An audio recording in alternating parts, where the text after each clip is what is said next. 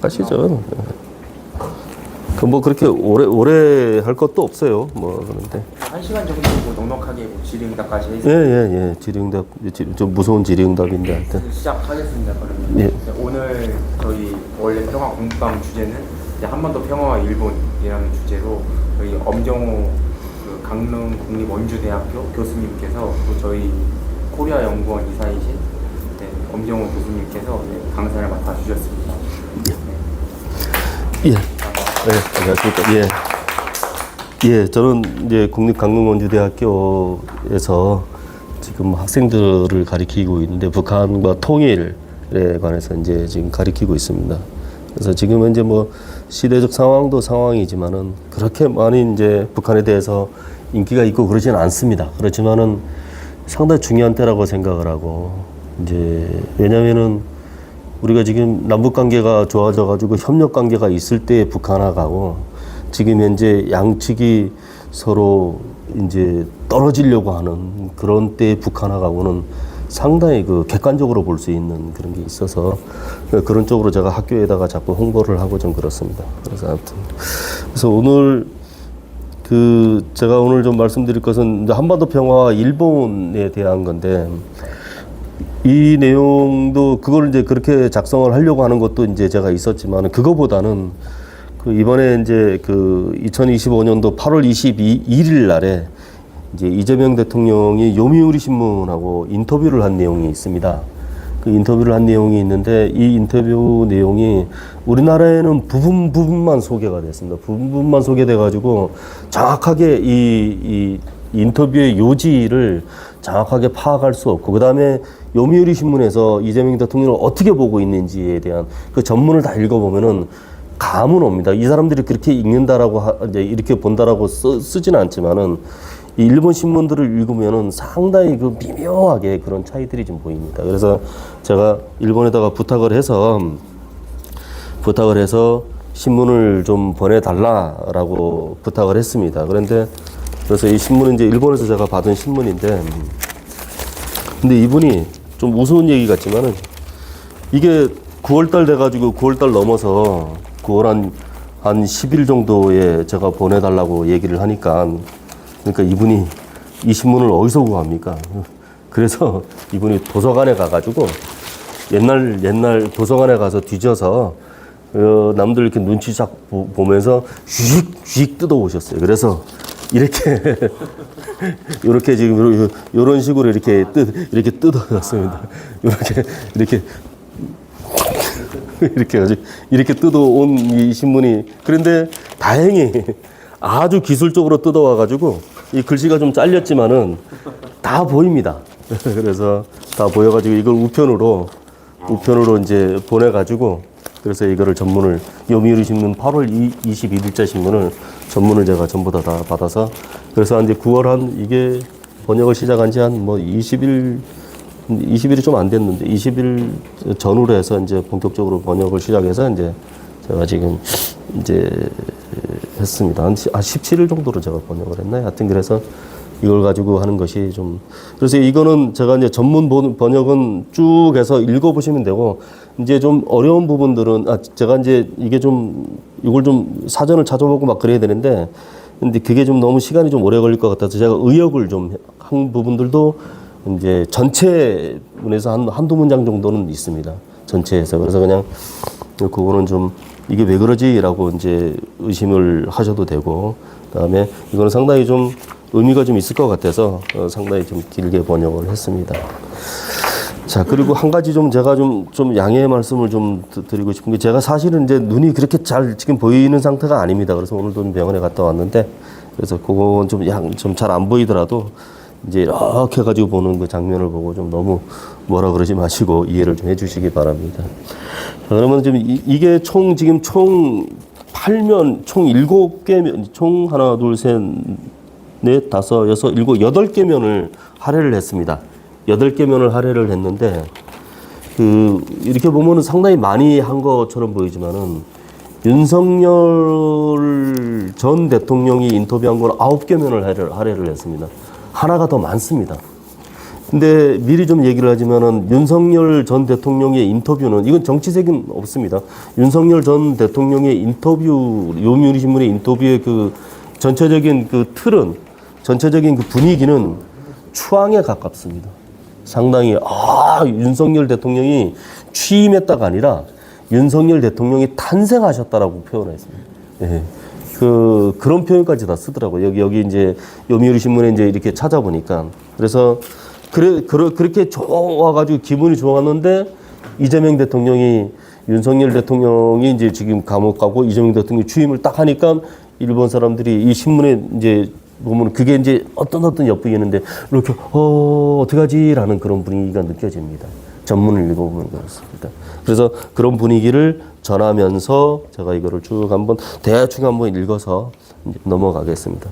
제일 위쪽에 이재명 대통령의 요미우리 신문 인터뷰 전면에서 위안부 강제징용 뒤집지 않는다라고 이제 나와 있는데 이거는 이제 우리가 알려져 있었죠. 사실은 이제 알려져 있었는데 요거는 문재인 정권 후반기에서도 사실은 이제 박근혜 정부의 그 위안부 합의를 이제 승계한다라고 얘기를 했습니다. 그대로 승계를 한다라고 얘기를 했는데 그때는 이미 이제 한일 관계가 이 사람들이 얘기하는 이 일본 사람들이 얘기하는 한일 관계 최악의 한일 관계다라고 얘기하는 여기서도 그렇게 표현을 합니다. 문재인 정권 때가 한일 관계 최악이다라고 그렇게 지금 얘기를 하죠. 그런데 그걸 이제 인지를 했는지 모르지만은 이제 좀 승계를 한다라고 뒤늦게 이제 얘기를 했다라는 표현까지도 나옵니다. 네. 자, 이제 쭉 이제 내려가 보겠습니다. 쭉 내려가서 이제 맨 1페이지 맨 마지막에 보면은 위안부 문제에서는 아베 정권이 2015년 당시에 한국의 박근혜 정권과의 사이에서 최종적이면서 이제 불가역적인 해결을 확인하고 강제징용 문제에 대해서는 뭐 윤석열 정권 전 정권이 2000년 해결책을 뭐 정리했다. 그러니까 이제 위안부 문제는 박근혜 정부가, 그다음에 강제징용 문제는 윤석열 정부가 정리를 했다라고 했는데 여기에 대해서 이재명 정부는 어떻습니까? 라고 이제 두 개를 다 승계를 하겠다라고 이제 엄명을 이제 천명을 했죠.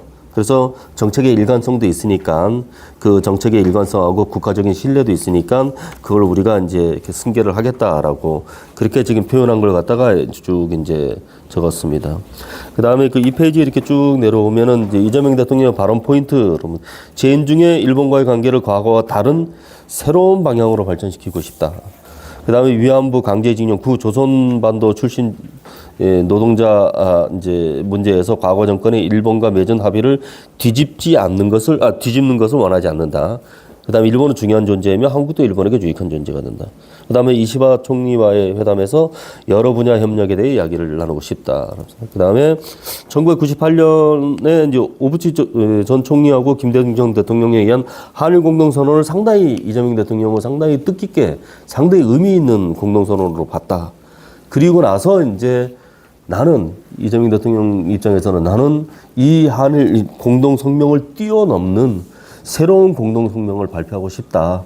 이게 내 임기 내에 가능했으면 좋겠다라고 여러 번 피력을 합니다. 그래서 이 한일 공동선언을 이걸 뛰어넘는 그 관계를 좀 했으면 좋겠다 그러는데 신문 전체적인 분위기에서는 이 회의적인 반응을 보입니다. 사실은요. 아주 자세히 들어가면은 이 일본 기자들하고 이제 일본의 총평은 그렇게 가능할지 모르겠다라고 이제 열심히 그러니까 더 심하게 얘기하면 그래 열심히 한번 해봐라 그래 하면 가능성도 있겠다라는 그런 식으로까지 이제 얘기를 하는 부분도 있습니다. 이걸 좀 전체적으로 읽어보면은 그 다음에 이제 2페이지 보면은 진짜 이웃 나라가 되는 계기로라는데 그 다음에 이제 전임 대통령도 국민이 선택한 이제 국가의 대표다. 그들이 합의했거나 이미 행한 정책을 뒤집는 것은 할 수 없다. 국가적인 신뢰라는 것이 있다라고 이제 이 대통령 말은 양국의 역사에서 중요한 의미를 가질 것이다라고 이제 그래서 뒤집지 않는다는 그러니까 신뢰를 한다. 그걸 두 개를 지키라는 얘기입니다. 두 개를. 자, 이 대통령과 같은 좌파인 문재인 정권에서 한일 관계는 극도로 악화됐지만 다음에 보수파 윤석열 정권은 역사에 고집하지 않고 이렇게 평가를 합니다. 아주 뭐 상당히 양국 관계가 크게 개선되었다. 이렇게 또 평가를 내렸습니다. 그러니까 윤석열 정권 때가 상당히 좋았다라고 이제 회상을 하는 거죠. 예. 윤석열 전 대통령이 정리한 강제징용 소송 문제를 둘러싼 해결책은 많은 관계자가 받아들였다라고 이렇게 얘기를 또 했습니다. 실제로 그랬는지 안 그랬는지는 아주 웃기는 짜장면. 그러니까 이 요미르 시민이 약간 보수 성향이 있습니다. 박근혜 때 인터뷰하고 윤석열 때 인터뷰하고 이제 이재명 때 인터뷰를 했는데, 이재명 정권 때 인터뷰를 했는데, 이제 그거를 쭉 이제 그러니까 요런 디테일이 우리가 보도가 나오는 요미르 신문 인터뷰에 대해서 나오질 않는다라는 얘기죠, 상당히.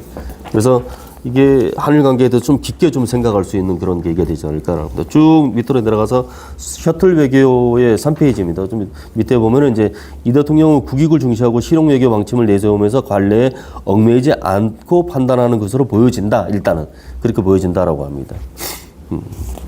자, 그 다음에 이제 4페이지로 한번 넘어가겠습니다. 이제 방일하죠.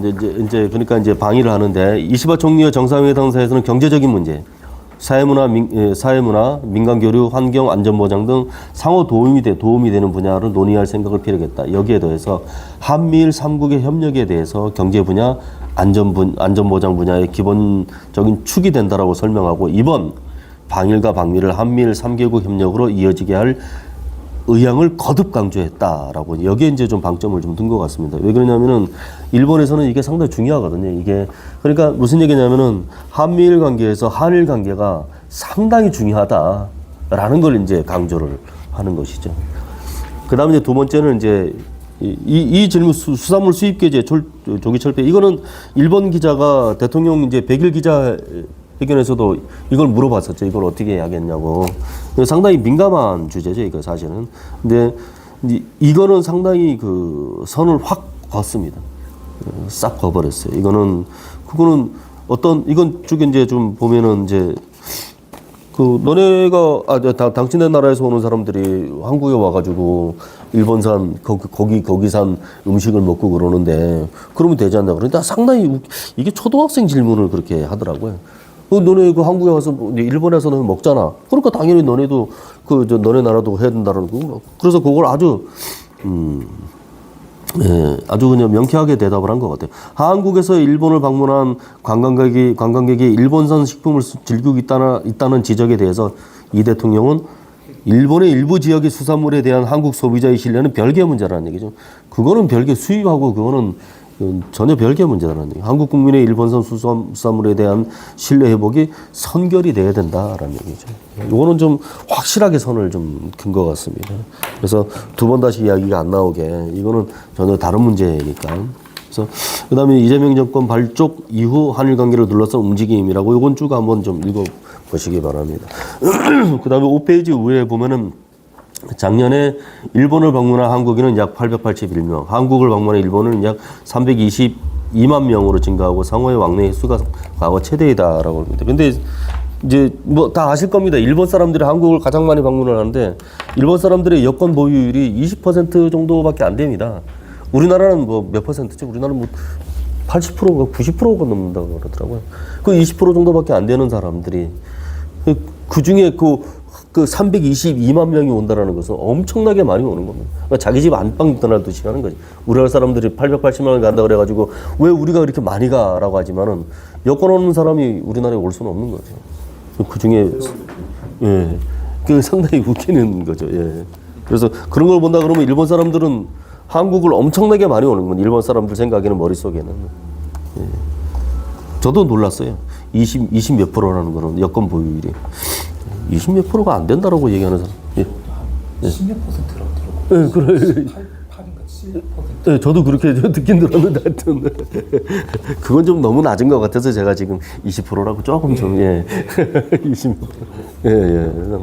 그 중에 이 322만 명은 이거는 뭐 엄청나게 많이 오는 거죠. 예. 이제 하나 예를 들어서 이제 사카이미나토, 아까 지금 이제 제 논문에 대해서 좀 이제 말씀해 주셨는데, 사카이미나토라는 곳이 이제 일본의 홍게 가공 산업의 한 70%, 60%, 70%를 차지하는 거기에, 그 사카이미나토는 북한하고 거래가 있었을 때 북한 때문에 벌어먹고 살았던 도시입니다. 인구 한 4, 500만 정도 되는데도. 그 다음에 코로나가 북한하고 관계가 끊어지면서 거기서 3분의 1 정도 되는 수산물 가공업체가 다 폭삭 망해버렸어요. 망했습니다. 그런데 그 겨우겨우 되살려가지고 하다 보니까 한국하고 또 배가 왔다 갔다 하다 보니까 거기 또 살아나기 시작합니다. 그러다가 코로나가 터지니까 또 폭삭망해버리는 거예요. 그러니까 그 일본의 그런 도시들이 몇 군데가 있어요. 후쿠오카라든가 사카이미나토라든가 저쪽에 저 오겐기 데스까 그거 어딥니까? 예. 삿포로. 그렇죠. 삿포로. 그런 동네는 한국 때문에 벌어먹고 사는 거예요. 중국 사람들은 그런 감성이 아니고 갖다 그냥 갖다 물만 흐리고 그런데 그런 감성들이 있어요. 그래서 아주 조그만 소도시들이 한국 사람 때문에 벌어먹고 살아요. 중국 사람이 아니고 그런 데까지 다 찾아가거든요. 그래서 한국 사람 미야기현이라는 그 현의 한 마을에는 들어올 때 그 현 지사가 이제 한국말로 어서 오세요 이렇게 하고 막 선물도 주고 막 그럽니다. 하여튼 그래서 한국 사람들의 역할이 상당히 크다.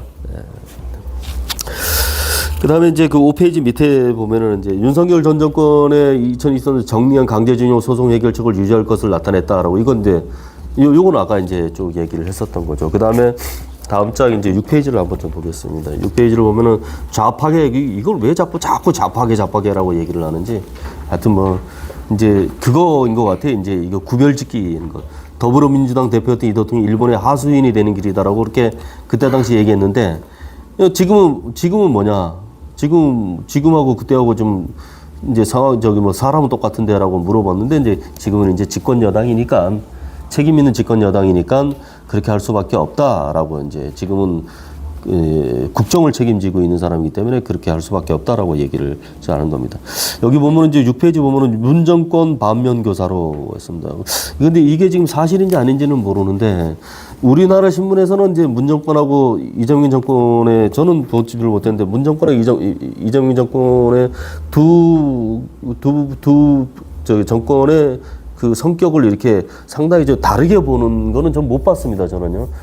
이제 완전히 다르게 보는. 근데 이 신문은 여기서 문정권을 반면교사로 우리는 다르다라고 이제 문정권하고. 근데 여기 지금 보면은 이제 그 뭡니까 그 문정권에서는 문재인 대통령 전 대통령 국내 보수층을 친일 기득층이라고 공격하고 친일 기득층이라고 공격하고 요런 게 상당히 중요합니다. 이 공격하고라고 표현하면 안 되고 신문에서는 친일 기득층이라고 하면서라고 표현을 해야 되는데 여기서는 공격이라고 했어요. 적폐를 청산할 것을 주장했다라는 위안부 문제에 대해서는 최종적이면서 불가역적인 해결을 약속한 2015년 합의에서 위안부를 지원하기 위한 설립 재단을 해산하고 아주 강력하게 얘기를 하는 거죠. 합의를 사실상 백지화하고 그러니까 이유가 없는 거죠. 그냥 이렇게 했다라는 거죠.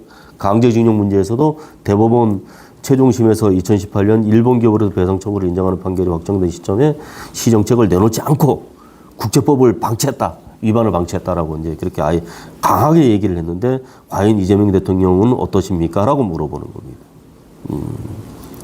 그러면서 이제 이 신문 전문을 다 보면은 인용 고백을 하라라는 식으로 보일 수도 있습니다. 결국은 이재명 대통령은 그거는 이제 나는 문재인하고 다르다라는 식으로 얘기를 했다라는 거죠. 여기 그걸 받아가지고 문재인 전 대통령 정반대의 타입이라고 평가된다. 이 대통령 주위에 문 대통령의 전철을 밟지 않겠다라고 말하고 있다고 한다라고 이렇게 얘기를 한 거죠. 그래서 이게 우리나라 신문에는 이게 지금 안 나오는 것 같아요. 그러니까 상당히 이게 대립적인 용어인 거죠. 이런 용어를 쓰는 게 일본 신문에서 이런 걸 씁니다. 요미우리 신문에 대해서 인터뷰한 걸 갖다가 우리나라 신문에 이렇게 보도하는 건 제가 못 봤습니다. 여튼 한국의 역대 정권은 보수인가 좌파인가 상관없이 여론에 민감하게 반응하는 대일 관계에 강경 자세를 취하면서 정권 부양이 이용해 왔다라고 아예 규정을 했습니다. 쪽발이 새끼들.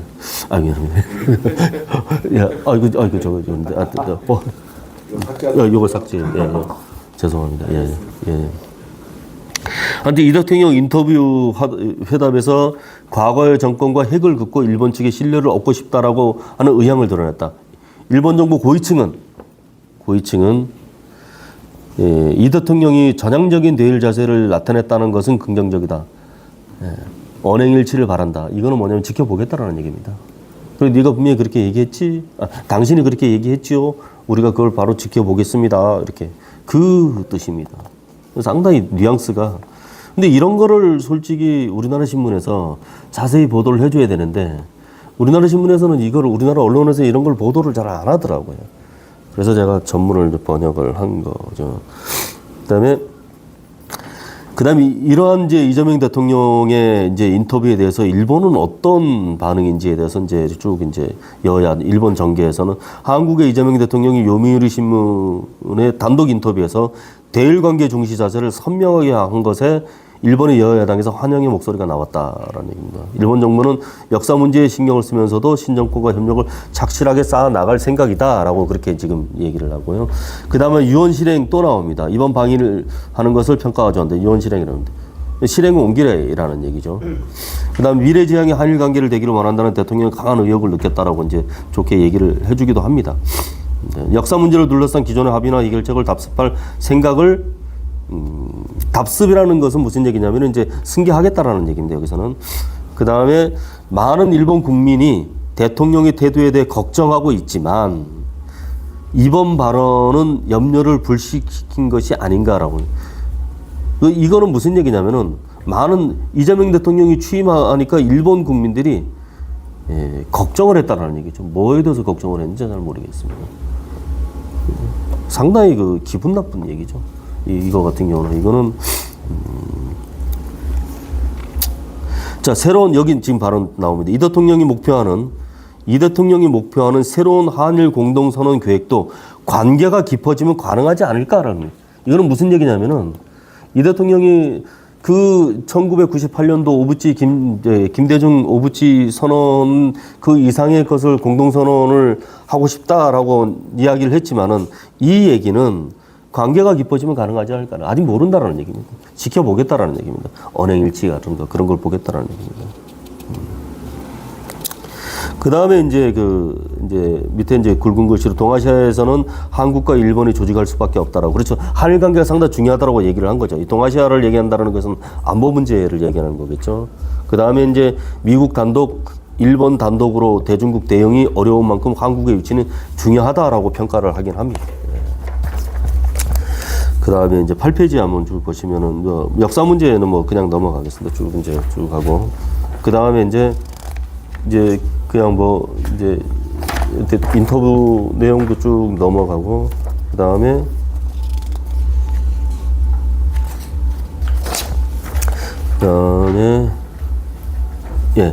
그 12페이지 보면 미국과 3개국 협력 안보의 축이라는 방일에 있어서 이제 미국도 방문한다. 국제 정세는 상당히 복잡하면서 유동적이며 한미일의 협력은 지금까지 이상으로 필요하게 되었다라는 얘기입니다. 근데 이걸 상당히 이제 강조하면서 이 대통령이 한편으로 한국에 있어서는 중국이나 북한, 러시아와의 관계를 잘 관리하는 것도 중요한 과제이다라고 분명히 선을 그었습니다. 당신네 일본뿐만 아니라 미국과의 관계도 상당히 중요하지만은 한국으로서는 중국이나 북한, 러시아도 상당히 중요한 관계다라고 분명하게 얘기를 했죠. 그렇지만은 이제 기본적인 축이 되는 것은 한미 동맹과 한미일 협력 관계이다라고 이거는 지금 그렇게 얘기를 했습니다. 그 다음에 이제 비핵화로 북과 적극 대화 13페이지 한번 보겠습니다. 이제 북한의 핵 개발이 큰 위험이다, 위협이다. 나쁜 시나리오를 생각하면 북미 간의 북한의 핵 개발을 용인을 전제로 한 대화가 진행되면 한일에 있어서 대단히 위협이 된다라고 얘기를 합니다. 이거는 상당히 중요한 얘기죠. 이제 지금 현재 이재명 대통령의 이제 비핵화 문제는 단축폐죠. 중단과 축소와 폐기 요 세 가지로 지금 정리가 되죠. 그런데 이 세 가지는 일본에 그렇게 내는 것이 일본은 상당히 싫어하죠. 일본은 왜 그러냐면은 중단이라는 얘기는 북한의 핵을 용인하는 것부터 시작이 되는 것이죠. 근데 제가 이제 쭉 보도를 보니까 미국도 이제 이런 생각을 좀 하는 것 같기도 하고 그러는데 일본은 이제 아주 질색팔색을 합니다. 북한의 핵 자체를 아예 인정을 아예 안 합니다. 그래서 이 부분에 대해서 상당히 이 한일 관계가 상당히 좀 시끄럽지 않을까. 이제 물 밑에서는 상당히 좀 논의가 엄청나게 많이 가지 않을까. 그 다음에 이럴 때는 일본이 한국하고 얘기를 안 합니다. 미국하고 얘기를 하지. 그렇죠. 미국하고 얘기. 그 다음에 또 이제 이제 미일 관계는 우리가 생각하는 것도 이상으로 또 조금 더 또 돈독한 면이 있습니다. 말 잘 듣죠. 이제 여러 가지 측면에서 말 잘 듣는다는 표현이 지금 어떻게 들릴지 모르지만은 그래도 미국이 하는 정책에 대해서는 이제 일본이 바로바로 받아들이는 네, 그런 겁니다. 네, 그런 거만 보면은.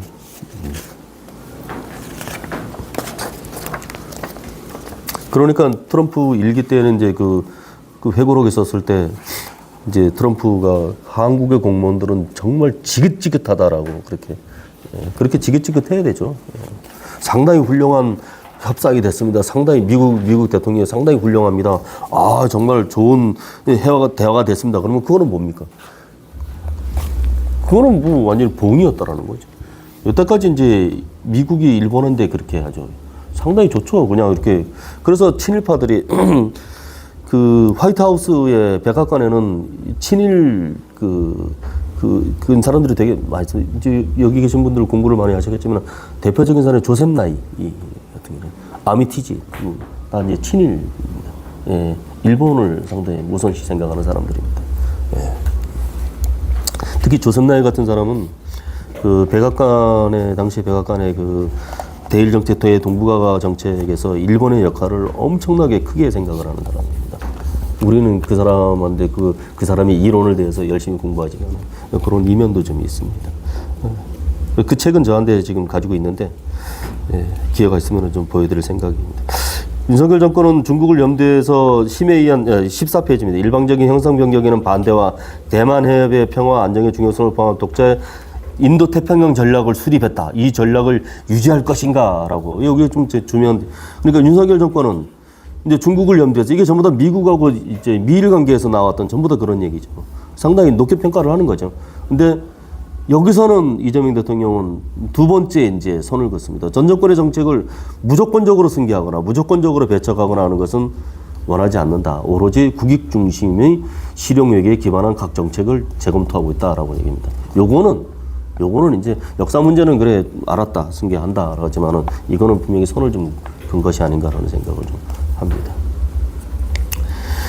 그 다음에 이제 그 남산대학교의 교수라는 사람이 이제 실용외교에 대해서 이제 얘기를 하면서 쭉 이제 요걸 이제 요거는 그냥 쭉 한번 한번 읽어보시기 바랍니다. 요것도 그 다음에 두 번째 이제 15페이지 그분도 이제 그 개요 대학 교수인데 이제 동아시아 국제 정치를 연구하시는 분인데 요것도 한번 좀 이제 읽어보시기 바랍니다. 그 다음에 이씨라는 표현이 죄송합니다. 이게 원래는 제가 이 대통령이라고 거기 적지만 여긴 제가 이거 바꾸지 못했는데 이씨라고 표현을 합니다. 근데 이씨가 솔직히 나쁜 표현이 아닙니다. 존칭의 표현입니다. 우리는 뭐 그냥 엄씨, 이씨 뭐 이러지만은 우리 북한에서 일본에서는 이 이씨라는 표현이 상당히 상보다도 높이 합니다. 그래서 거기에 대해서는 그렇게 뭐 아닙니다. 그 다음에 이제 북과 대화 재개 의혹이라고 요거 17면이죠. 요거는 이제 평화적으로 뭐 이렇게 쭉 요것도 한번 좀 읽어보시기 바랍니다. 그 다음에 이제 그것도 한번 쭉 읽어보시고 그 다음에 자, 그 다음에 이제 제가 이제 총평한 거를 조금 이제 중요한 거를 좀 21페이지 총평한 걸 좀 제가 좀 말씀드리겠습니다. 요미우리 신문과의 인터뷰 기사 전체를 읽어보면 일본은 이재명 대통령에 대해 신뢰하지 않는 느낌이 든다라고 저는 분명히 확실하게 저는 이렇게 느꼈습니다. 그래서 만약에 한일 관계에서 뭔가 좀 문제가 된다 그러면 일본에서는 비판의 기사가 분명히 나오고 책들이 우수수수 나올 겁니다. 가장 먼저 하는 건 일본 사람들은 책을 왜 그렇게 빨리 적는지 좀만 삐끗하면 한일 관계가 좀만 삐끗하면은 이제 곧 망하는 한국 어떡하나 아니면은 한국 이대로 가면은 정말 망할 것인가 이런 책들이 서점에 쫙 깔립니다. 문재인 전 대통령 시대 때도 그런 책들이 엄청나게 많이 깔렸었어요. 그래서 아마 좀만 삐끗하면 이제 그렇게 하겠다라는 그런. 요미르 신문에 지난 3월에 윤석열 전 대통령과의 관련 기사 9개면을 할애했대. 이제까지 없던 대담한 결정이라는 평가를 다 붙인 아주 대담. 그래서 여기서 지금 현재 요미르 신문에서 이제 나왔던 거기서는 윤석열 정권의 윤석열 대통령이 취임이 아니고 탄생이라고 얘기를. 그죠? 아주 그냥 남의 나라 국민만 상당히 잘 위하셨죠. 예. 하여튼 이거 정치적인 발언은 아닙니다. 예, 그럴 수도 있죠. 예. 그 다음에 이제 이재명 대통령이 이제 납치 문제를 좀 언급을 했는데 이 납치 문제는 사실은 이거는 한국하고는 전혀 관련이 없는 문제입니다. 우리 남한하고는 전혀 관련 없는 문제입니다. 일본은 지속적으로 끊임없이 계속해서 이 납치 문제를 국제화하고 그 다음에 이웃나라 한국이 어떤 생각을 가지고 있는지 지속적으로 물어봤다는 얘기죠. 제가 기억하기로는 윤석열 전 대통령조차도 이 납치 문제에 대해서는 언급을 안 한 거로 제가 알고 있는데 언급을 했는지 안 했는지 모르겠어요. 저는 제 기억으로는 없는 거로 알고 있습니다. 그런데 이 납치 문제에 대해서 이재명 대통령이 이제 공감하고 이 해결하기 위해서 노력하고 그 다음에 그걸 해결하기 위해서 이제 남북 간의 대화가 필요하다라고까지 얘기를 했다라는 거죠. 근데 이거는 납치 문제는 북한에 있어서 상당히 예민한 문제이기 때문에 우리가 언급할 수 있는 건 아닙니다. 이거는. 그렇습니까? 라고 그냥 그 수준에서 저희가 이제 납치 문제 좀 공감하고 열심히 노력하죠. 그 정도로 이렇게 해야 되는데, 그 다음에 이제 22페이지 보면, 그 다음에 조청년 문제인데, 요번에 이제 이재명 대통령이 그 바쁜 와중에 이제 조청년 이제 간부들하고 이제 여러 가지 이제 조청년에 계신 분들하고 이제 그 만찬을 가졌는데, 그것도 별로 좀 좋지 않은 상황이다. 왜 그러냐면은, 제가 이제 이거는 일본하고 직접 제가 통화를 해서 조청년의 우리 지역의 그쪽 위원장, 제가 이런 얘기를 해도 되는지, 이건 나중에 뭐 삭제하시든가 하셨는데, 그분하고 이제 통화를 좀 하는데, 물론 저는 통일부의 승인을 받았습니다. 예, 그 승인을 다 받고 제가 하는 겁니다. 그런데 그분하고 이제 통화를 가끔가다 하는데, 그분이, 처음에는 상당히 괜찮았었는데, 근데 이재명 대통령에서 이제 조청년에 대한 문제라든가 아니면 남북 문제에 대해서 조금 좀 약간 좀 실망감이 좀 없지 않아 있습니다라고. 그래서 그러다가 이제 이 조청년 이제 민단 측하고만 이제 대화를 좀 해서 이 민단이 이 일본에서 이 청년을 없애려고 일본하고 엄청나게 노력을 많이 합니다. 사실은. 근데 그런 사람들을 격리했다라는 것은 좀 약간 좀 아쉬운 부분이 좀 있습니다. 그 다음에 이제 맨 23페이지에 이게 좀 제가 좀 이야기하고 싶은 건데, 한일 관계는, 앞으로 한일 관계는 뭐 어떻게 할 것이냐. 이제껏 한일 관계는 역사적으로 갈등과 분쟁을 계속 해왔다. 특히 이제 독도 문제라든가 독도 문제는 아니죠. 원래는 독도 문제는 아닙니다. 문제가 없는데 문제시한 것이 이제 그 일본인 것이죠. 그런데 현재는 65년 체제라고 이제 생각을 하는데, 65년 체제는 미국에 의해서, 이건 재판단입니다. 여러 가지 이제 65년 체제에서 여러 분야가 있지만은, 65년 체제는 미국에 의해서 만들어진 체제라는 얘기죠. 일본 그러니까 미일 동맹에서 한국의 그 속에 편입시키고자 하는, 아니면은 그런 체제로 일본 중심으로 동북아시아를 이제 움직이게 하려고 하는 그런 65년 체제에서 이제 65년도에 이제 한국과 일본이 그렇게 이제 협정을 이제 나눈 거죠.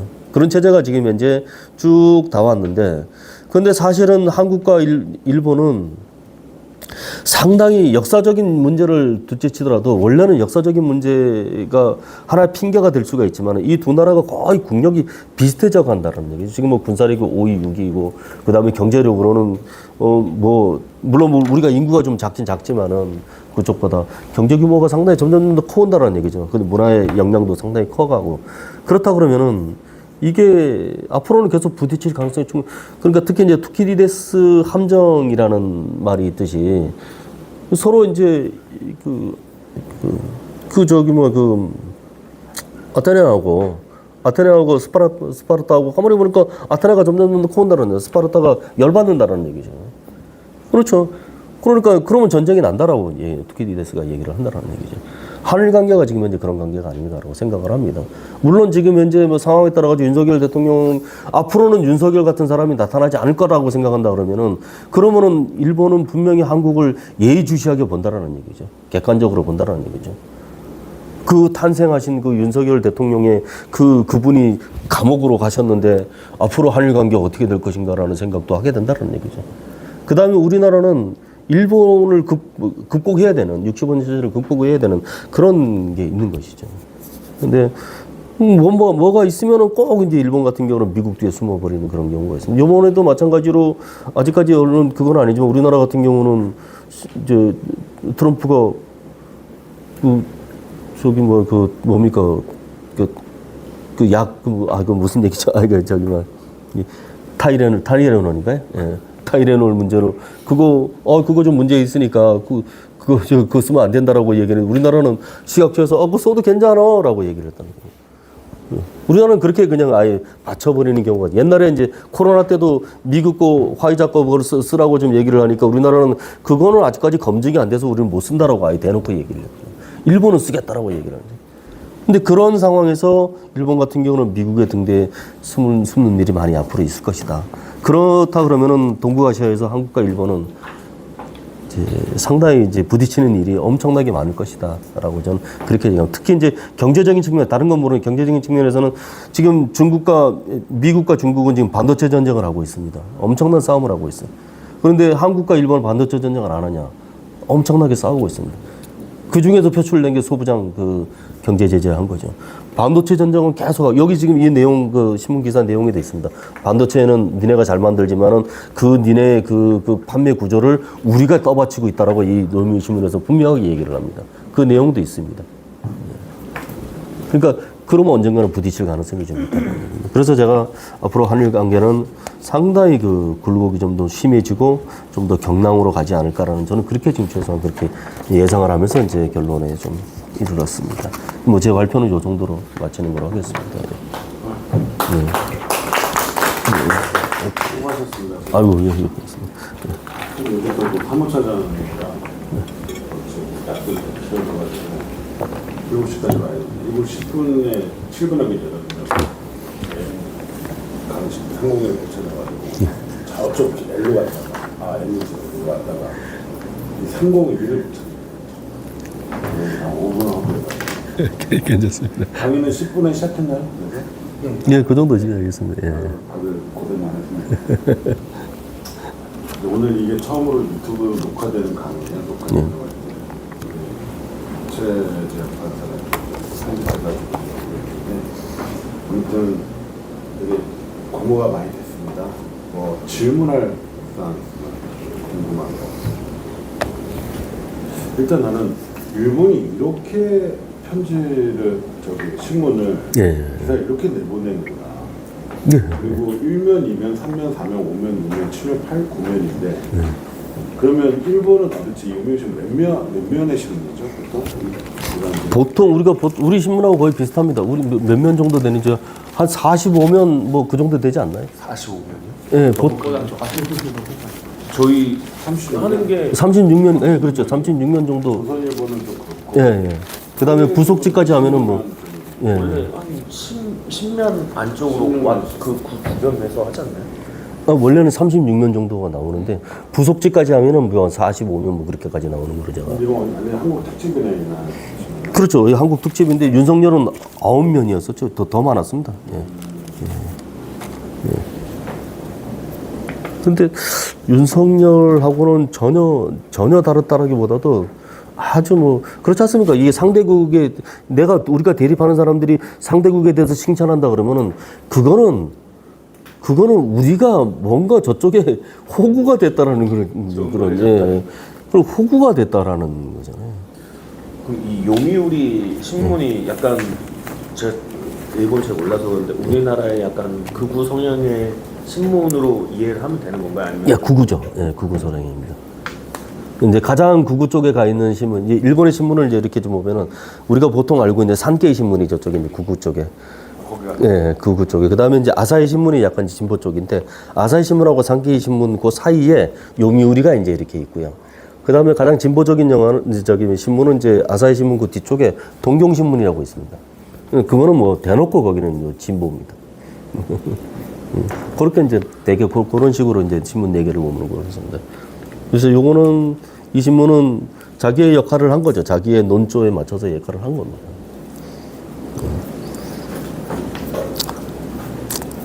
가장 판매 부수가 많다라고 그러죠. 예. 우리나라에 뭐 좀잘 알죠. 요미우리가 가장 규모가 신문사에서도 규모가 좀 가장 큰 데가요. 판매 부수가 가장 많다라고 얘기를 하더라고요. 그러니까 예. 우리나라의 조선일보 아닌데. 아니. 조선일보. 우리나라는 조선일보라고. 아, 우리나라에서는 조선일보. 네, 조선일보죠. 아, 이 신문이 그 산케이가 상케이가 우리나라의 이제 조선일보 쪽에 이제 그 한국일보 정도. 예, 그렇죠. 근데 원래 아사히도 원래 이제 상당히 진보적인 신문이었었는데 이 아베 때 이제 이렇게 기울었어요, 이렇게. 예. 그런데 그 역할을 이제 동경신문이 지금 해주고 있는 것이죠.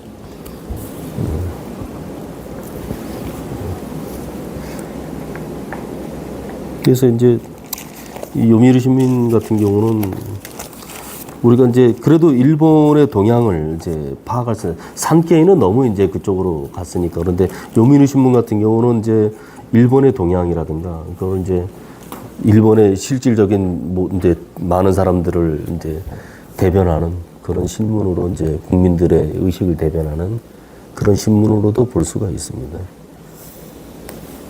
근데 제가 그냥 궁금한 건데 일본은 계속 적으로 점점 계속 더 극우화가 돼가는 것 같은데. 그건 이제 그렇죠. 이제 그런 것도 있고. 원인이 있는 거고. 미국도 사실 네. 트럼프를 선택한다고 진짜 약간 좀 더 극우적으로 행동하는 걸로 보여지는데. 우리 학생 중에 제가 이제 가르치는 학생 중에 어떤 학생이 있었냐면은 이제 제가 이런 말씀을 드렸는지 모르겠는데 이제 학생 중에 국문학과 학생인데 이제 1학년입니다. 1학년인데 이제 발표를 하라 그러니까 보통 학생들 발표하라 그러면 5분 하라 그러면 싫어하죠. 근데 그 학생은 나와가지고 1시간 정도 발표를 하는데 제가 북한의 대남 공작에 대해서 발표를 했습니다. 근데 그 대남 공작 안에 이재명이 조국 이제 뭐 이런 사람들은 다 간첩이에요. 아예 거기 명시를 해놨어요. 이렇게 해가지고 네, 이재명 대남 공작에 이제 전부 다 그렇게 해서 움직인다라고 이제. 그러니까 가만히 보니까 요즘에 리박스쿨에서 이제 배웠던 학생들인데. 근데 야, 그 학생은 한 시간을 그렇게 떠드는데. 그래서 저는 솔직히 그 사전에 그 원고를 받아보고 이거는 문제가 될 것 같다 그래가지고 학교 과에다가 보고를 했어요. 이거 발표를 시켜도 되느냐 안 되느냐. 근데 그거는 이제 교수 재량이니까. 그래서 안 시킬 수는 없으니까 제 수업의 가장 큰 틀이 소통이니까. 그래, 소통, 그래. 그래서 좀 학생들이 비판하는 학생들을 좀 비판해 줄 줄 알았는데 비판을 안 하는데 그 학생에 동조하는 학생들이 있었어요. 학내에서. 그러니까 국립강릉원주대학교에서 실제로 그런 사람들을 집회도 많이 있었어요. 그러니까 조금 전에 말씀하셨던 거는 일본만의 특수한 문제가 아니다라는 얘기죠. 일본의 이제 보수화는 선진국 전반에 나타나는 현상인데 조금 더 독특하게 봐야 될 것 같습니다. 지금 전반적인 서구화에서의 극우화는 서구 사회가 나타나는 것과는 백인들의 소외 현상으로 나타나는 것이고, 근데 일본은 백인이 아닌데 그럼 뭐 자기네들이 사회 따라가려고 같이 극우화에 흉내를 줍니다. 그건 아니고 선진국 얘기란 건 선진국 자체가 전반적으로 정태적인 그런 현상이 나타나는데 역동성이 많이 떨어져요. 왜냐하면 먹고 살만 해지고 그러니까 이제 혁신 의지도 별로 없고 일본은 뭐 우리나라 같은 나라가 아니라 이제 선진국에 이미 올라 있는 상당히 자기 나름대로 되게 수준 높은 사회라고 생각하기 때문에 일종의 고여있는 물이라고 그랬습니다. 그런데 미국 같은 경우 왜 고여있는 물 현상이 안 일어나냐면 미국에는 첨단 되게 많은데 역동성이 많이 들어가요. 그게 이제 외국 사람들이 미국에 많이 들어가죠. 미국은 세계 최대 어떤 이민종들이 외국인들이 유학을 오는데 그게 이제 떨어지게 되면 또 고인물로 변하는 이제 이렇게 될 수 있는데 그건 이제 찬반 논적이죠. 일본 같은 경우에는 예전에 상당히 상중으로 들어가기로 노력하면서 그런 문화가 80년대까지 풍미하면서 우리가 대부분 일본에서 많이 배운 것들도 있어요. 삼성이나 LG나 이런 데가. 근데 이제 지금 많이 우리가 오히려 일본의 기술을 수출하는 경향이 있어요. 아직도 뭐 이제 하드웨어 이런 부분에서는 많이 일본에 딸리지만 소프트웨어 이런 부분에서 돼가지고 일본의 이제 핸드폰, 기지국 이런 것들 우리가 건설을 해주는지 이런 식으로 해서 이게 많이 역전 현상들이 나타나는데 그런 걸 보면 느끼는 게 일본 상당히 고인물이라고 그랬던 게 예전에 젊었을 때 기술자였으면 늙은 거야. 근데 이 사람들이 자기의 기술 그 전에 있었던 방식을 고수 잘 바꾸려고 하잖아. 근데 그럼 젊은 애들이 그 새로운 걸 배워가지고 치고 올라가는데 이 상대 일본은 위계적인 사회이기 때문에 그 젊은 애들이 치고 올라가는 거를 잘 용납도 안 해요. 그러면서 상당히 지금 저점으로 가는 그런 상황이 된 거죠. 이제 잃어버린 20년, 30년에서. 그래서 그걸 이제 일본이 풀어가는 게 과제일 수 있는 건데 아무튼 일본은 상당히 힘은 많이 가진 선진국 사회라는 걸 이제 잊지 말아야 되고 이런 거죠.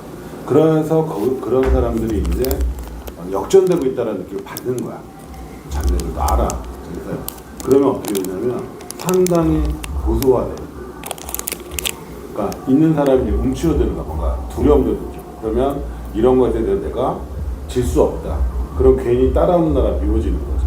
자기 나라를 혁신한 그런 것도 되게 중요한 문제인데 자기를 따라오는 나라에 대해서 이제 문제가 많이 있어요. 그래서 저번에 이제 영광선생님이 얘기했던 재팬 퍼스트는 미국에 대해서 보고가서를 할 때 반미로 이렇게 나타나는 게 아니라 다른 일정하게 약자에 대한 혐오나 이런 걸로 제일 조선인 문제는 이제 북한 이런 것들로 나타나서 재팬 퍼스트를 자신의 어떤 우월성을 나타내려고 하는 그런 부분으로 탈출을 하는 상당히 높다. 그래서 이게 상당히 변태적인 거예요. 서구의 그거와도 마찬가지로 변태적인 거지만 이것도 되게 변태적인 그런 것. 그래서 우리가 그런 관점을 봐야 되는데 저는 뭐 얘가 좀 그래도 끝으로는 한일 관계는 큰 이상이 없다. 민간인 정권에서. 왜냐 아까 이제 여권의 20%를 가지고 있는 사람들이 정부의 20% 2천만 정도의 400만 가까운 사람들이 이제 내가 알기로는 중국을 제일 많이 가고 500만 정도 중국 가고 그다음 우리나라 가고 상당히 많이 오는 거예요. 근데 이제 이 사람들 우리도 800만이 가면 민간의 교류 규모로 볼 때는 한일 관계 아무 이상이 없어요. 그렇잖아요. 근데 우리는 그러면 이제 이 일본의 정치 문화 이걸 바꾸지 못해요. 상당히 보수화되는 상황. 그러면 결혼으로서 이제 이 발전적인 한일 관계를 만들어내면 이 젊은 사람들이 한국에 대해서 많이 그런데 이 사람들과 한일 관계를 새롭게 맺어가는 게 중요하다. 정치는 정치 안에서 뭐 해야 될 일들을 하고, 그러니까 구조화되어 있는 속에서 지금 각자도생의 시대에서 우리가 왜 한일 정상회담을 먼저 하고 한미 정상회담을 가요. 문재인 때 이런 얘기가 있어요. 한미 관계라면서 한반도 평화 프로세스를 쭉 갔죠. 그때 이제 정진영 안보실장이 트럼프가 너가 직접 북미 정상을 발표해라, 대학가라. 이례적인 현상. 이런 거에서 일본이 어떤 태도를 취하냐면 우리한테 무역 제재를 가요. 이 자신들의 첨단 물건이 북한으로 갈 수 있다라는. 말도 안 되는 거였죠.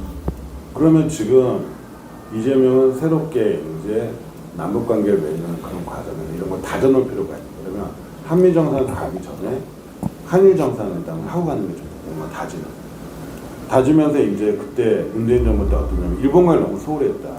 주일 대사도 되게 임명을 늦게 했다. 막 이런 얘기 했었다.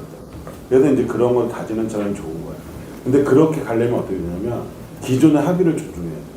윤석열이 맺었던 합의라든지 그 다음에 박근혜가 맺었던 합의라든지 문재인 전 대통령이 저도 그걸 인정한다고 해요. 그러면 그걸 인정한다는 거예요. 그럼 일본은 뭘 많이 부과시켜요?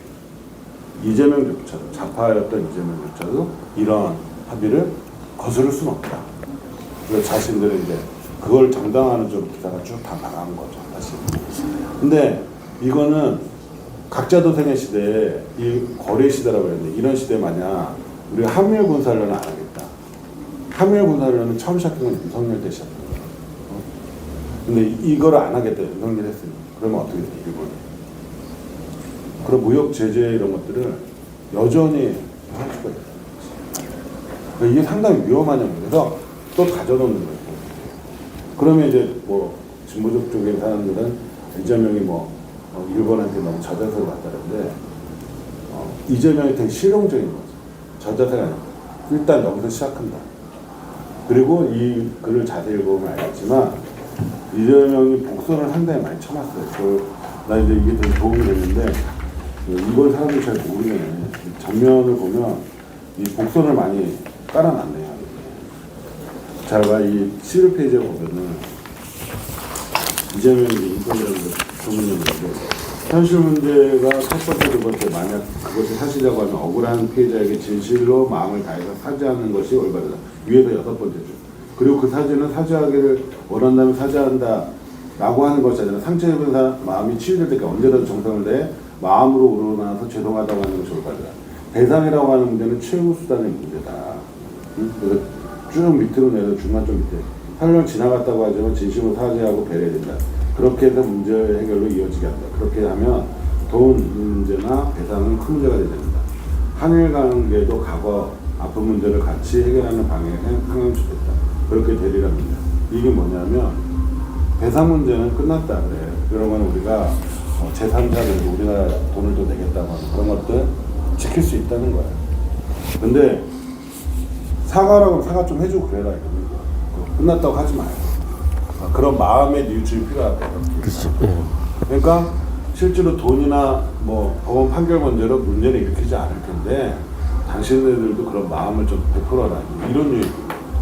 그래서 약간 복선이 있는 거죠. 이렇게 나는 대폭 양보하고 기존 합의를 존중했는데 마음을 좀 쓰라고 이제 마음 좋지 않습니다. 그러면 그건 그 다음 정치 문제가 돼요. 이게 복선이라는 거죠. 그래서 이건 또 되게 잘 했다는 생각이 들어요. 그래서 이제 우리는 예전 합의를 존중한다고 해가지고 한미일 군사를 수용해서 해가지고 하는데 지금은 사실 이재명 할아버지가 와서 한미일 군사를 뒤집게 어렵다. 지금 하게 되면 사고가 나는 건데 그거를 알기 때문에 한미일 군사훈련을 김여정이 공격해가지고 이재명은 예전 정부와 똑같은 정부 아니야 이런 얘기를 하잖아. 그런 것들에 대해서도 여지를 김여정 다음에 9월 13일 다음에 어떤 얘기를 하냐면 이게 옛날의 것을 개선하는 거라는 문제가 된다. 근데 개선하지 않고 어쩔 수 없이 하는 거라면 이해할 수 있다는 그런 여지를 열어놓는 거야. 김여정 담화가 9월 4차 담화지. 5번째 언급 중에 몇 마디 4차 담화에 그런 약간 여지가 있는데 근데 그걸 이제 꼭 닫아버리는 게 김정은 위원장의 이제 최고위원회 연설인데 그건 이제 또 다른 문제가 또 있는 거고 나중에 이제 김창수 차장이 이제 강연할 때 하고 그래서 아까 결론으로 나온 나는 이제 계속 이런 식의 수용과 문제 제기를 약간 걸쳐서 가는 게 중요한 거 정부당국은 민간인들을 그렇게 하는 게 좋겠다. 민간인들은 이 오는 한국에 좋아서 오는 사람들한테 역사 인식을 많이 심어줘야 된다. 일본이 못 심어줘. 그래서 이제 이런 프로젝트가 많이 진행된다고 해야 된다고 하는데 우리가 올해 새로운 코리아 부자를 연구해서 원법 80년 잖아요. 근데 거기에 이제 우리가 위안부 문제라든지 징용 이런 문제가 많이 밝혀졌는데 조선인 폐폭자 원자 폭탄에 우리 조선인들이 거의 20%가 이런 잘 모르잖아. 이걸 이제 우리가 알게 되면 80년 히로시마 나가사키 가는 거야. 이런 사람 나한테 갈 거잖아. 근데 그렇게 해서 나가사키를 가면 나가사키가 일본에서는 5.18과 똑같아. 전국에서 나와. 그거는 진보도고 보수도. 진보는 원법 반대로 오는 거고 반전 이런 걸로 오는 거고 반전편으로 오는 거고 보수는 피해자. 우리가 이렇게 당했다. 우리는 잘못하는 사람이 아니라 우리가 당한 사람이다. 이렇게 피해자 국수로 오는데 나는 일본의 많은 관광객들 5.18 광주에서 데려갈 필요가 있다. 그리고 뭐 식민지 역사학원 이런 데 들어가면서 그들 일본에서 시키지 못하는 교육을 일본인 관광객들한테 시키는 거죠. 그래서 그런 프로젝트가 민간에서 많이 진행되면 서로의 역사인식 속에서 더 진보적으로 역사가 발전하지 않을까. 근데 지금 유정자들한테 하는 거는 상당히 지금의 어떤 세계의 그런 정치 트렌드랑 맞물려서 어려워요, 사실. 그래서 그런 것들 좀 알고 했으면 좋겠다. 이상입니다. 예, 그 아주 상당히 좋은 지적을 해주셨는데 그 복선을 간다라는 것이 근데 일본 사람들이 모를까요? 예, 8페이지를 보시면 8페이지 맨 위쪽을 보면은 그 고노데라 자민당 정조회장인데 역사 문제를 둘러싼 정부 레벨의 합의나 해결책은 별개로 감정적인 문제를 갖다가 남아 있다라고 한 것을 두고 피해자에 대한 마음을 다해서 사죄하지 않은 것이 맞다라고 말했다. 여기에 대해서 자민당의 고노데라 정조회장은 우리들의 스탠스와는 맞지 않는다라고 지적했더래요. 요런 게 우리나라 보도에 나와야 되는 거죠. 그러니까. 예. 앞에 것만 다 나오고 예, 그렇죠. 이번에 맞췄잖아요. 예. 복선을 건 거를 갖다 알잖아요. 이거. 이게 이게 안 맞는다라니. 그러니까 이게 이재명이 한 말에 이걸 정확하게 아는 예. 그렇죠. 그래서 아주 그냥 원장님이 그냥 정확한 지적을 해주셨습니다. 참. 또 다른 분들 영영 선생님도 같이 가실 거예요. 통역도 해주시고. 통역하게 하여튼 뭐 열심히 하여튼 그 같이 몇년 지내셨죠, 선생님? 지내는 거는 몇 년 안 지냈는데 한 달에 그거 있잖아요. 저기 뭐 그거로 했었어요. 저기 뭐냐 그 뭐죠 저기 우리가 3개월짜리잖아요. 그 되게 교환학생이라 3개월짜리가 비즈니스가 3개월짜리거든요. 예. 근데 그게 훨씬 편해요. 예. 그래서 그렇게 해서 왔다 갔다 했었죠. 예. 일본 왔다 갔다 몇 년 하신 거예요? 그 10년 가까이 했었죠. 예. 그리고 제가 여기 공부하면서 한 달에도 뭐 필요하면 한 달에도 한두 번씩 왔다 갔다 하고 그랬었는데 여기 공부하기 시작하면서 그 핑계 대고 나 공부해야 된다라고 한가.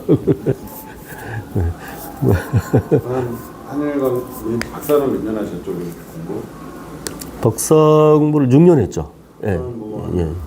한 20년 동안 한일 교류의 관점이 있나요, 그래도? 그렇죠. 예. 그러니까 저는 그런데 사실은 저는 공부를 한일 관계에 대해서 공부를 한 거는 박사 과정 들어와서 했고 저는 이제 일본 사람들이 이런 감각을 가지고 있다라는 한국 사람 저렇게 얘기하면 저거는 안 맞는데 일본 사람도 생각이 아닌데라고 이제 그렇게 판단하는 경우가 좀 많이 있어요.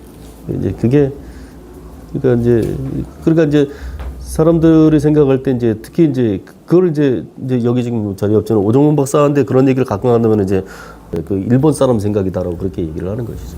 그럴 경우가 많습니다. 그런데 심지어 이런 얘기도 듣습니다. 저를 한국 사람처럼 그렇게 한국에서 이렇게 했는데 뭔가 안 섞이는데 일본에서 딱 갖다 놓으니까 저 사람 일본 사람이구나라고 얘기하는 사람들도 많이 있어요. 말은 아니지만은 그래도 일본 사람들은 이럴 때는 그렇구나라는 감각을 좀 합니다. 우리 기억 질문 없나? 일본어 가까운 부산에 가는 부산이요. 예. 그 부산 대만도도 가끔 놀러 가셨어요. 저는 대만도 그 부산 우리 돌아요 부산항에 그 사람들이 엄청나게 불러대는 이유가 그 부산이 자기네 땅이라고 생각하는 거죠. 돌아요 부산항에. 예. 그 일본 관계 혹시 논문 쓸 사람이 없나? 저희 논문 제가 아까 잠깐 말씀드렸지만은 이 동국대가 일본 쪽이 좀 약해요. 그러니까 쫙 해서 가봤어? 이거 내 말이 맞다는데라고. 저는 두 가지를 했습니다. 일본 모르시는 분들 많으시고 수산 모르시는 분들 많으고 두 가지를 같이 해서 논문을 빨리 쓰는 방법에 대해서 그렇죠. 빨리 통과하는 방법. 저 말씀드려도 될까요? 예, 좋습니다. 예. 사실 제가 일본에 교환학생을 간 적이 있었습니다. 그렇습니까? 6개월 정도 학생 때 학기 때 제가 갔다 온 적이 있었는데 예. 그때 제가 일본 대학에서 예. 이제 제 뭐 일본 이제 외국인 유학생들 가는 이제 학과 수업 말고도 예. 제가 그 거기 일본 대학에 있는 정치 수업을 제가 들었던 적이 있었는데 예, 예, 좀 제가 그 배웠던 강의 중에 좀 되게 놀라웠던 게 예. 그 이제 강독을 하는 수업이었는데 예. 그 후쿠자와 유키치 아, 예, 예, 예, 예, 예, 이제 그 학문의 예. 학문을 타라 보고 입구를 주장했던 그런 사람이죠. 거라든지 아니면 이제 일본의 약간 근대화에 예, 예, 대해서 예, 이제 예. 많이 기틀을 잡아놓은 학자였는데 예, 예. 브이로그 같은 사람이지.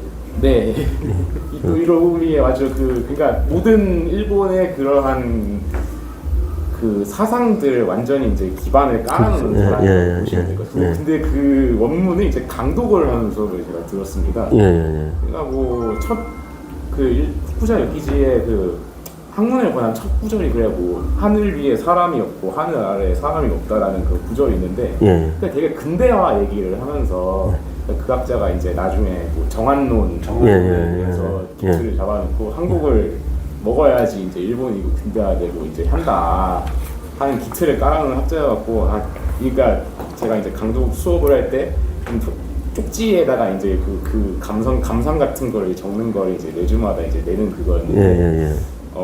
이런 뭐 후쿠자와의 말은 뭐 좋은 말이긴 하다. 근대화에 뭐 그런 거를 이제 기틀을 잡아줬으니까. 예, 예. 근데 그거의 이면에는 결국에는 이제 식민주의라든지 아니면 제국주의에 좀 약간 기틀 줄 수 있는 말들이 여기에 좀 숨어 있는 것 같다. 뭐 하는데 뭐 이제 담당하시는 교수님이 뭐 별 말씀은 안 하시더라고요. 뭐 맞는 것 같긴 한데 뭐 그 일본 교수였었습니까? 일본 교수. 일본 교수였어요. 일본 말로 하는 강의를 제가 들었습니다. 아, 그런 점에서 되게 좀 일본 사회에 갖고 있는 역사 인식이라든지 이런 사회 기반들 근대화부터 시작된 그런 것들이 되게 뿌리가 깊고 그런 일본인들이 가지고 있는 사상이라든지 이제 한미일 뭐 이제 관계 교류라는 것도 그렇겠지만 이제 북한에 대한 시각이라든지 이런 것들이 가지고 있는 스탠스라는 게 그거 참 좀 이거는 일본의 사상이 아니라 네. 일본이 근대화에 대해서 서구의 근대화를 배운 거예요. 네, 네. 배우는데 시민혁명도 해야 되지만 제국주의도 해야지 나라가 발전한다는 걸 아는 거야. 그러니까 메이지 유신은 입헌군주제에서 시민 권리가지를 일본 내에서 높여야 된다. 그래서 실제로 유키치를 많이 따는 하급무사가 많이 따랐죠. 왜냐하면 하급무사였던 신문상수, 귀족을 갖다 넘어서는 막고해라고 했던 장군들을 갖다 넘어서는 그런 것들에 대해서 평등권을 보장했기 때문에 되게 좋아했는데 실제로 한편으로 국력은 어디서 나오냐? 제국주의에서 나옵니다. 그래서 우리는 다른 세계 열강들도 식민지를 가졌듯이 우리도 식민지를 가져야 되는데 그 식민지가 대만이었고 한국이었던 거예요. 원래 이제 대만을 가지려는 생각은 못했고 이제 중국이기 때문에 중국이라는 큰 존재가 있고 중국이 그렇게 맥없이 약화되는 것을 아편전쟁으로 보면서 나도 여기 하나를 가져가야 되겠다 한 게 사실 대만이었고 그리고 한국이었던 거예요. 아마 중국이 그렇게 약화되지 않았으면 한국을 넘어온다든지 대만을 넘어온다든지 할 수는 없었을 거예요. 근데 아무튼 그런 생각인 거예요. 그래서 일본의 사상이 한국을 지배한다 이건 뭐 임진왜란부터 뭐 나왔던 사상인데 그런 건 좀 아닌 거고 서구의 근대화를 배우는 과정에서 식민지가 필요하다. 그럼 한국을 식민지로 만들어야겠다. 왜? 임진왜란부터 쌓았으니까 그런 생각을 하게 됩니다. 그 일본에 가면 전 서점을 이렇게 가는데 후쿠자와 유키치가 요즘에 새로 이제 그 일본은 또 옛날 사람들을 이제 유행을 해요. 옛날에 이제 뭐 오다 노부나가라면 오다 노부나가가 쫙 나오고 그런데 이제 요즘에 후쿠자와 유키치에 대한 책들이 지금 일본에서 지금 나오고 있습니다. 근데 그거는 이제 시대를 이제 아까 이제 구구와 뭐 이런 경우도 시대를 좀 반영하는 것이 아닌가라는 생각도 좀 듭니다. 하여튼 뭐 여러 가지로 한번 요번에 일본 이제 서점을 한번 가볼 기회가 있으면 한번 일본의 서점을 이렇게 보면은 이제 일본 사람들의 인식 이제 그런 걸 좀 볼 수도 아마 있을 것 같습니다. 그리고 일본 북한한테는 우리나라 북한한테처럼 북한을 많이 공부하지 않아요. 북한을 제대로 안 하는 되게 소수에 있고 상당히 카더라가 많습니다. 그만큼 자기 생각을 바꾸지 않아요. 자기가 보고 싶은 걸 보는 거예요. 그게 대표적 선진국의 잘못된 관점이에요. 그래서 일본 그런 게 되게 많아요. 그래서 일본 가서 북한에 가는 책을 보면 이건 조선일보인데 똑같이 이건 가짜뉴스인데 이런 거 되게 많아요.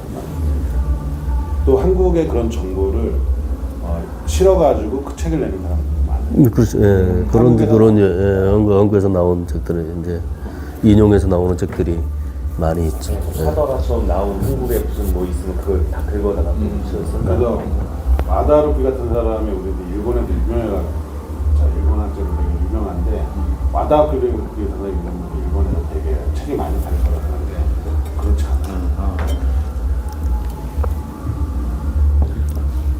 마다하루키 책을 지금 배우나요? 그거 가지고 북조선 현대사를 지금 배우는 거예요?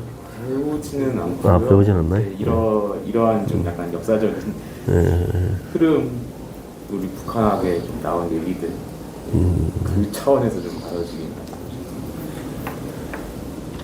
그래서 북한에 대해 제대로 쓴 책이 있으면 그거를 일본어로 번역해서 일본에 파는 것도 제가 그 작업을 하려다가 김효인 교수님한테 김효인 교수님 책을 제가 일본에 번역을 그래 맞아 그거 좋아 그런데 그걸 한 번도 하지도 못했어요. 그래서 그러려고 그러니까 출판사들이 저를 상대를 안 해주더라고요. 출판 시장이 일본이 더 크게 있는 거 맞나요? 그렇지. 예, 상당히 큰데 일본은 요즘에 이제 일본 출판사들이 여기에 있는 출판사들이 이제 없어지고 있습니다. 동네 출판사들은 좀 그나마 좀 남아 있는데 일본은 뭐 출판 완전히 그런데 역 안에 출판사들이 항상 출판사란다 그 서점들이 항상 있는데 그 서점들이 지금 서서히 없어지고 그 자리에 한류 물품들이 들어가 있는 추세가 그렇습니다. 마지막으로 하실 얘기 뭐 따로 없습니다. 따로 없고요. 뭐 논문도 빨리 쓰시고 이제 그래서 근데 사실은 그 얘기는 제가 한마디 이거하고는 관련이 없는데 그 송영인 교수님 혹시 아시는지 모르겠는데 그분이 강원대 그분이 이제 우리는 논문을 위해서 논문 통과를 위해서 질주하고 있는데 그분이 여러분들이 가장 행복합니다라는 얘기를 하더라고요. 그래서 난 저 소리가 무슨 소린가 했더니만 아무거나 연구할 수 있고 자신이 하고 싶은 연구를 하고 있다라는 얘기죠. 근데 실제로 학위를 딱 따고 난 다음부터는 그게 안 되죠. 그래서 그게 여러분들이 가장 행복하다. 그래서 이제 학위를 따고 난 다음에 여러분들의 그 고생문에 대해서는 따로 미리 위로의 말씀을 드리고 싶습니다. 오늘 제가 좀 늦었는데 또 준비 많이 해주고 최지혁 같다 강의를 되게 잘해주시고 좋은 말씀 해주시고 공유를